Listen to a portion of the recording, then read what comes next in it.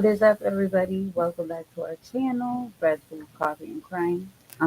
It is just Red Bull and my cats. Uh,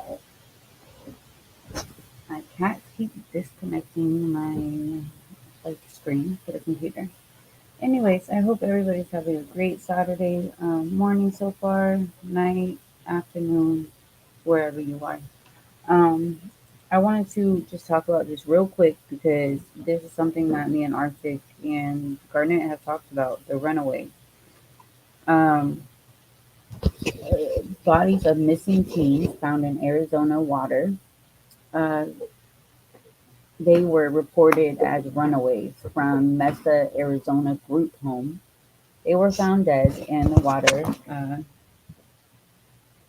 in in the area Saturday, according to officials. Mesa police identified the bodies as 15-year-old Cameron Myers and 17-year-old Sitali Evelar.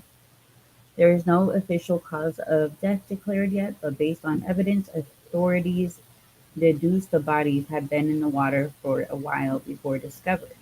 Foul play is suspected, but not yet confirmed. The teenagers were discovered when a man walking his dog spotted what he at first thought was a mannequin in the water and called authorities to investigate.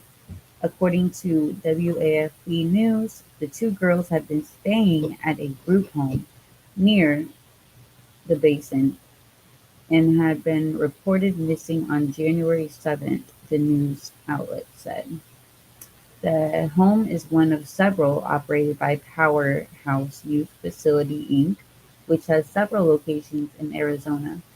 According to its website, the home hopes to provide a comprehensive focus on moving abused and neglected children towards self-sufficiency. Brad Miller, the attorney for Powerhouse, told ABC 15 that the girls had a history of leaving previous homes. They're not allowed to lock these children in facilities, so oftentimes the children are free to leave, Miller told the outlet. One of the girls had been living at the Mesa location for a month, while the other had logged 2 months there, he said. He added the staff at the Mesa location reportedly had information that the two girls planned to flee. That's funny though, right? Like all of a sudden they find out they have plans to run away.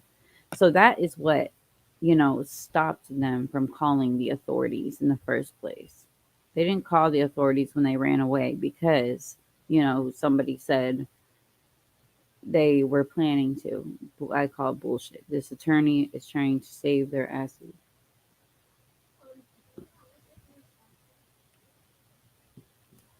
So, whoa, one of the girls. Okay, yeah. So our detectives have not stopped working on this case since Saturday. We don't want a medical examiner's report to kind of guide us in a direction. Our investigators, oh, excuse me, have been going nonstop at this since it happened. Most of us have children. Most of us have teenagers around that age. So we definitely feel the effects of that. So I do not like this. Um, in the first article that came out, it says two teen girls who reported runaways from a Mesa, Arizona group home were found dead.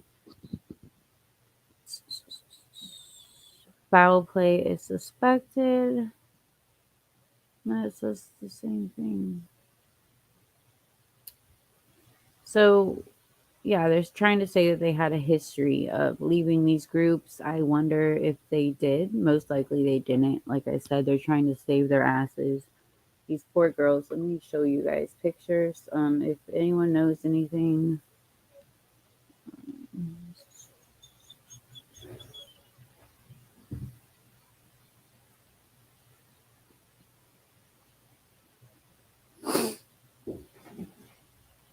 Um,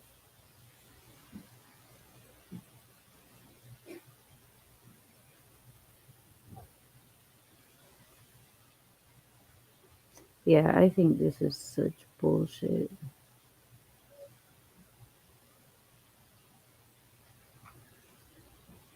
They call them. They say that they're runaways, but they're not. Like, they're not even. Hold on.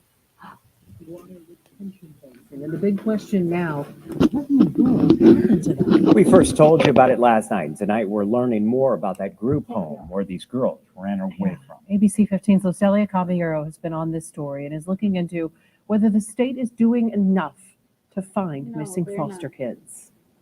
Under state law, group homes and related facilities are limited in what they can and can't do. In this case, the group home the teens were in could not force them to stay, even after they heard the teens had plans to run away. They're not allowed to lock these children in these facilities, so oftentimes these children are free to leave. Brad Miller is an attorney for Powerhouse Youth Facility, which operates several group homes, including the one where 17-year-old Citlali Avelar and 15-year-old Cameron Myers were staying in. The two children, I believe, came to the home a couple of months ago because they had run away from previous I homes. believe. Here's what he says happened I believe. January 6th. So he believes. He knows that they've ran away before, and that they planned this, and he doesn't even know how long ago she came to stay with him. Chose not to stay, and then encouraged these girls to stay. But in the end, immediately the staff followed their standard up, had some information to the children. This happened January 6th, the day before the teens left.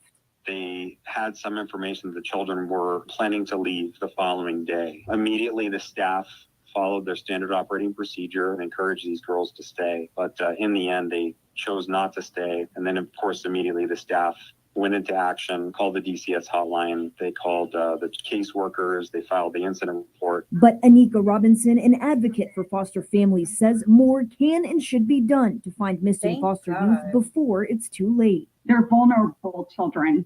And as a community, it shouldn't have been the first time we heard about it when their bodies were found. We should have been given the opportunity to have been out there looking for them. She's working with the state Exactly. legislator to pass a law that would help get the word out faster when foster youth disappear. But I do feel that there needs to be legislative changes with some teeth behind it, some deliverables behind it to ensure that for each and every child that goes missing, that there are procedures that are being followed and adhered to. And I hope that the community will stand behind us in passing this piece of legislation, this legislative session. Police say the teens were reported as missing runaways from their group home January 7th. Their bodies found 2 weeks later. This is the perfect opportunity to show that these girls did not die in vain. I feel like this is a time when we as the state can do better for these children. Exactly. So I hope that gets passed. That's something that we've been talking about. I just think it's the attorney for the Powerhouse Youth Facility is just talking out of his ass, trying to save the group home.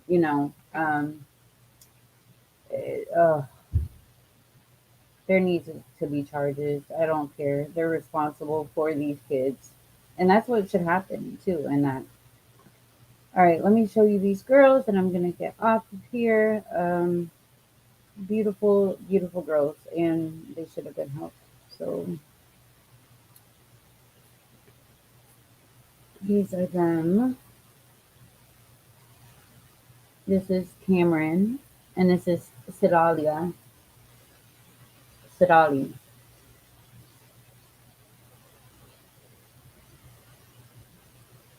So if you guys are in that area, in Arizona, if you know anything, please contact your local police. And let's hope that we find some justice for these girls, because this is bullcrap. And I'm more interested also now in hearing about this new law they want to pass. We've been talking about that for like the past week or two. Hold on. Powerhouse ran into some issues in 2016. There were some allegations that the youth facility wasn't running appropriately or following state law. But DCS went through a full investigation regarding the facility and cleared them of everything, Miller said. While Miller says the group home staff did everything they legally could, Anika Robinson, an advocate for foster families, says more can be done to find a missing foster youth. Okay, so they had some issues. They're not saying what they are. There were some allegations in 2016, and DCS went in for a full investigation, supposedly, and cleared them. Wow. All right, you guys. Well, please keep um, these two young ladies in your prayers. Pray that we find the person that did this to them and they can rest in peace. This is happening way too much. And just because, oh, I need some caffeine, you guys. I'm about to open this energy drink.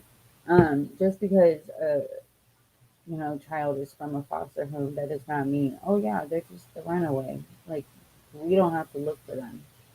That is really sad. I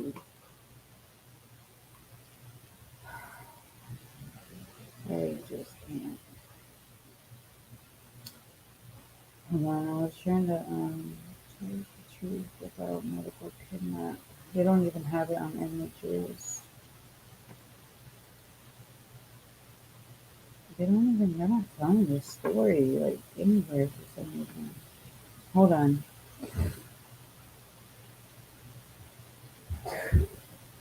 Mm-mm. All right, I was gonna try to find something else. Sorry.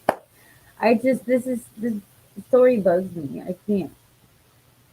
And the dumb attorney that is paid to get them off the hook to make them look like it's everything is okay and um no, it's not okay. It's their fault. And just remember what the lawyer said as well. I think she moved in. He didn't even know when she moved in. You're a lawyer for this place, but you don't know when she moved in. But you know that the place is, the best place on earth for kids and doing the right thing. Oh my God, don't get me started. You guys have a great morning. I am going to drink some energy, a bang, and I'm going to wake up. I might see you guys later. I might not, but I hope everybody has a safe, great weekend with your kiddos. Thank you for tuning in. If you have not subscribed to our channel and if you like it, please do so. Please give the videos a like.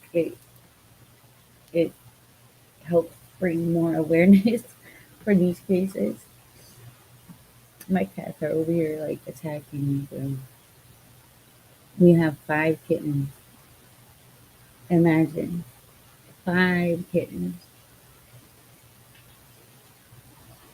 But yeah, you guys, please listen to this case, this story. It's very sad. Something needs to happen. There needs to be a change. So thank you for watching. Please subscribe. Please comment down below. And I will see you guys later.